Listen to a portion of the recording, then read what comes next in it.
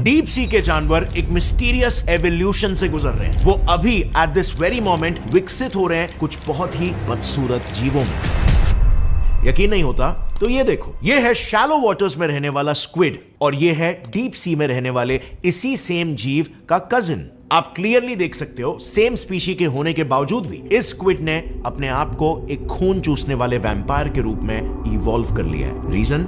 Well, deep sea में जो खुद को जिंदा रखना था। तो क्या वाकई में डीप सी में सरवाइव करने के लिए सी क्रीचर्स को डरावना रूप ही लेना पड़ता है? Well, kind of. और क्यों और कैसे ये मैं आगे आपको डिटेल में एक्सप्लेन करूंगा। बट यू नो व्हाट, सभी फिशेस एग्जैक्टली सिर्फ डरावने ही नहीं होते। कुछ स्पीशीज वियर्ड, अजीबोगरीब भी होते हैं डीप सी में, जैसे ये सरकास्टिक फ्रिंज हेड। भले ही ये साइज में 2 लीटर की बोतल जितना छोटा दिखता हो, लेकिन जैसे ये मुंह खोलता है तो इतना बड़ा दिखने लगता है कि किसी इंसान के सर को ही निगल ले। और इन सबसे अलग, सबसे निराला, इसे देखकर ऐसा लगता है जैसे किसी ने एक आंख वाले पपेट में से उसके आईबॉल को ही नोच कर निगल दिया हो। सो क्या स्कैरीनेस के साथ साथ ये वियर्डनेस भी डीप सी क्रीचर्स की एक सर्वाइवल स्ट्रेटेजी है? क्योंकि अगर आप सोच रहे हो कि ये सिर्फ हार्श एनवायरनमेंट की वजह से हो रहा है, तो let me tell you, land animals भी हार्श एनवायरनमेंट्स में रहते हैं। जैसे फॉर एग्जांपल कॉकरोच, ये हमारे घर में भी रहता है, रेगिस्तान में भी और अमेज़न के रेन फॉरेस्ट में भी। अरे ये सब छोड़ो, वोल्केनोस के क्रेटर्स में भी ये मिले। लेकिन इन सभी कॉकरोचेस में ना सिर्फ इनका साइज छोटा बड़ा होते रहता है, इतने ड्रास्टिक चेंजेस इनमें नहीं देखे गए। तो फिर समुद्र में आखिर ऐसी कौन सी खूबी है जो गहराई बढ़ते ही जीवों को एकदम से विभत्स, कुरूप और अजीबोगरीब बनाने लगती है? अब इंटरेस्टिंगली कुछ रिसर्चर्स जब इसका जवाब ढूंढ रहे थे, तब उन्हें गहरे पानी में तैर रहा एक हेडलेस चिकन मिला, जिसने उन्हें इन सभी सवालों के जवाब दे दिए। दरअसल 2018 की ये बात है। ऑस्ट्रेलियन रिसर्चर्स का एक ग्रुप एंटार्क्टिक डीप सी में अंडर वाटर कैमरा के जरिए फिशिंग स्पॉट्स को खोज रहा था। तभी उनमें से एक रिसर्चर को पानी में एक सरकटा मुर्गा तैरता हुआ नजर आया। अब एंटार्क्टिक सी के बीचों बीच एक मुर्गे का मिलना अपने आप में ही एक काफी वियर्ड बात थी। ऊपर से इस मुर्गे का तो सर भी नहीं था और इसीलिए हड़बड़ाकर उस रिसर्चर ने इस मुर्गे के बारे में अपने लीडर डर्क वेल्सफोर्ड को बताया। पहले तो डर्क को इस पर यकीन नहीं हुआ, लेकिन जब उन्होंने खुद अपनी आंखों से इसे देखा तो ही वॉज ऑल्सो अमेज्ड। क्योंकि एक तो वो सच में किसी क्रिसमस टर्की जैसा लग रहा था और दूसरी बात, उसके बॉडी में सिर्फ एक ही ओपनिंग थी जिसके जरिए वो सांसें भी ले रहा था, खाना भी खा रहा था और वहीं से ही अपना पचाया हुआ खाना बाहर भी निकल रहा था। Can you believe that? But इससे भी ज्यादा वियर्ड बात यह थी कि उसके इसी 2-वे ओपनिंग को साफ रखने के लिए उसने अपने इस ओपनिंग में छोटे छोटे फिशेस भी पाल रखे थे जो बचे खुचे खाने को चट कर रहे थे। अब ऑब्वियसली ये सब देखकर डर्क और उनकी टीम काफी ज्यादा क्यूरियस हो गई, क्योंकि उन्होंने अपने पूरे करियर में इतनी अजीबोगरीब चीज पहले कभी नहीं देखी थी। सो खोज करते वक्त उन्होंने उस जीव के फुटेज को बार बार लूप पर देखना शुरू कर दिया। एंड देन सडनली उनमें से एक ने कहा कि अरे ये तो एक सी क्यूकम्बर है। I mean, वही सी क्यूकम्बर जो कई बार बीच वगैरह के शैलो वाटर्स में ऐसे ही पैरों के नीचे पड़े मिलते हैं। ये कैसे मुमकिन है?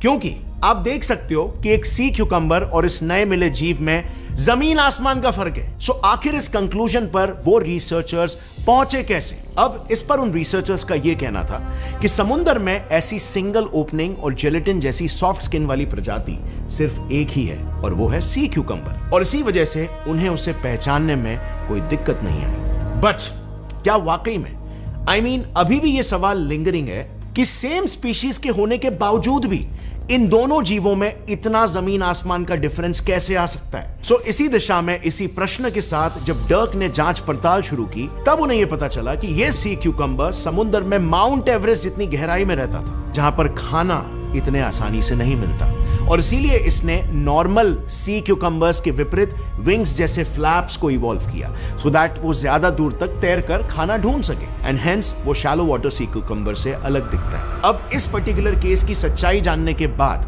डर्क के मन में एक सवाल आया कि डीप सी में ऐसे और भी तो कितने ही जीव होते होंगे जो इसके जैसे ही या फिर इससे भी ज्यादा वियर्ड तरीके से इवॉल्व हुए। क्योंकि फर्दर रिसर्च करते वक्त उन्हें यह क्रीचर मिला, एक क्रैब।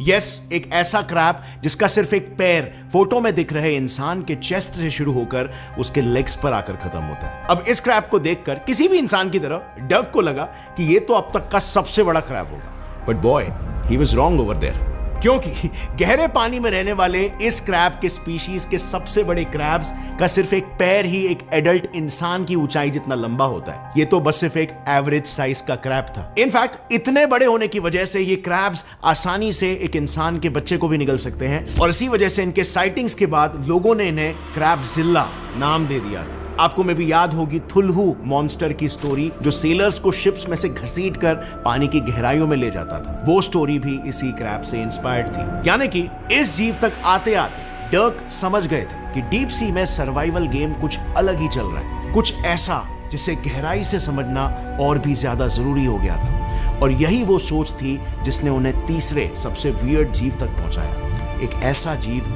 जिसके लिटरली गले तक तेज नुकीले दांत थे। अब ये जीव विकसित हुआ था एक सिंपल ईल से, जिसके अंदर ये परिवर्तन गहरे पानी में रहने के वजह से आए थे। सो इस पर्टिकुलर ईल के केस में आखिर क्या हुआ? वेल, इन जैसे फिशेस की गहरे पानी में सर्वाइवल स्ट्रेटेजी क्या होती है? देखो, शैलो वाटर्स में ईल्स शिकारी के पकड़ से बचने के लिए पूरे बॉडी में इलेक्ट्रिक करंट्स पैदा करते हैं, जबकि गहरे पानी में ये प्रजाति ईल्स की खुद शिकारी है, और इसीलिए उनके लिए यह ज्यादा इंपॉर्टेंट हो गया कि उनके मुंह से शिकार ना छूटे। और इसी वजह से एज अ सर्वाइवल ट्रेट उन्होंने अपने गले तक इनवर्ड फेसिंग दांत डेवलप कर लिए। अब यहां तक फ्रेंड्स, मे बी आपके दिमाग में यह सवाल आ रहा होगा कि ओके, अंडरस्टूड कि जो नॉर्मल क्रीचर्स है वो डीप सी में जाने के बाद वियर्ड दिखने लगते हैं, बट ये एवोल्यूशन एग्जैक्टली होता कैसे है? कितना टाइम लगता है? वेल, इन्हीं प्रश्नों के उत्तर ढूंढने के लिए MIT की एक रिसर्चर सुजैन लिंडक्विस्ट ने काफी यूनिक रिसर्च कंडक्ट की है। दरअसल अपने रिसर्च में उन्होंने कुछ मैक्सिकन टेट्रा फिशेस को लिया। अब स्पेसिफिकली इन्हीं फिशेस को क्यों लिया गया?